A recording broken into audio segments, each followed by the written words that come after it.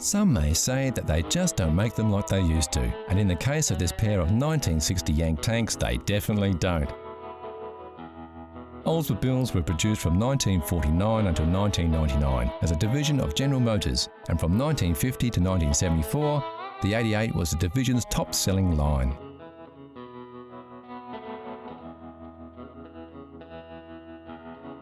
This is Yank 60, a 1960 Oldsmobile Dynamic 88 four-door sedan. It comes with a veranda roof. And this is Tank 60, also a 1960 Oldsmobile Dynamic 88, but this is the sportier two-door coupe. Both Yank and Tank are fourth-generation 88s, and the pride and joy of father and son team, John and Scott Clisby. I've had the Oldsmobile for probably 10 years now. Bought it locally. My father's was actually a 50th birthday present, so he's had his for about 10 years as well. So yeah, it's quite good fun. Almost matching cars, same year, same make, same model. The fourth generation models were completely restyled by General Motors with a longer, lower and wider body, which was promoted as the linear look by the American manufacturer. Other changes included a new grille and tail lights, a revised rear design and a modernised instrument panel. These cars were built for cruising, with a soft suspension and turning circle of a jumbo jet, and a larger-than-life personality.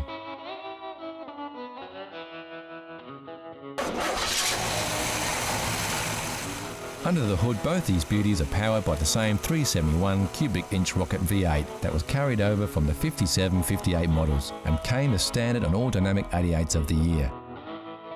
While many cars of the time feature bigger and sharper fins and tons of chrome, the fourth generation 88s featured a more subdued look with subtle oval fins and much less chrome.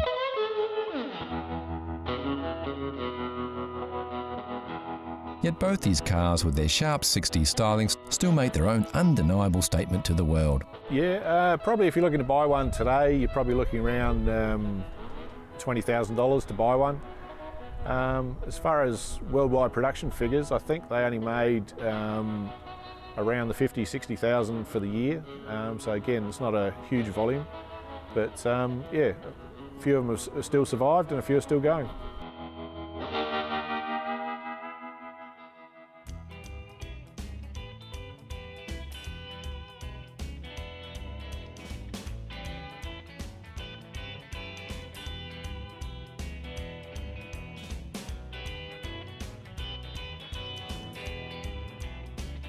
The driving experience is great and they're so easy to handle, with power steering that makes these giants surprisingly responsive.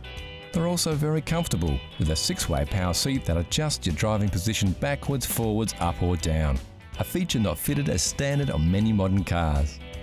For a 1960 car, it's got power seats. It's a pillarless car, which means you can wind down the windows and have no door pillars. They come with an electronic eye, which is a headlight sensor gadget, gizmo from the 60s. And yeah, it's a large V8, automatic, very comfy to ride around in, very drivable car.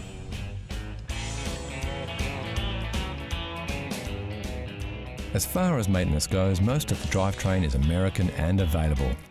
Body parts are a bit harder to find, and you'll need to source those from the States if you have to. Of course, these parts are getting harder to find even in the US, as stock thins out after a half a century of bumps and dings.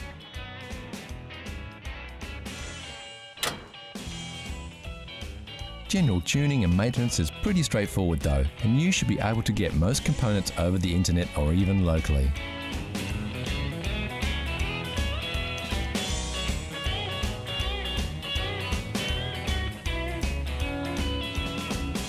The great thing about owning any classic car is that the running costs are about the same as a new car. Yep, they sure don't make them like they used to, but at least, with a few classics still doing the rounds, the good news is that they don't have to. So what does Scott think is the best thing about being the owner of an Oldsmobile Dynamic 88?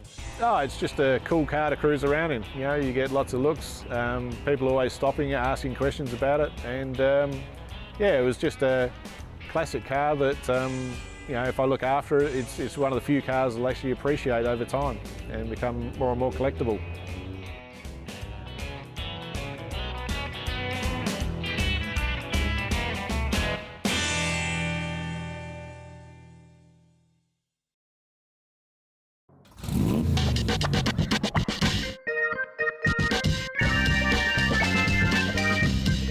Classic cars are everywhere, from the much-loved runabout to the rare and valuable collector's items.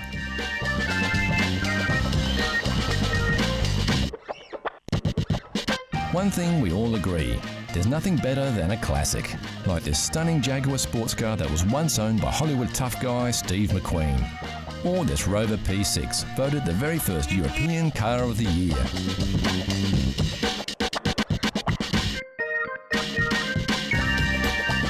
Of course, you don't have to be rich to drive a classic. You just have to love classic cars.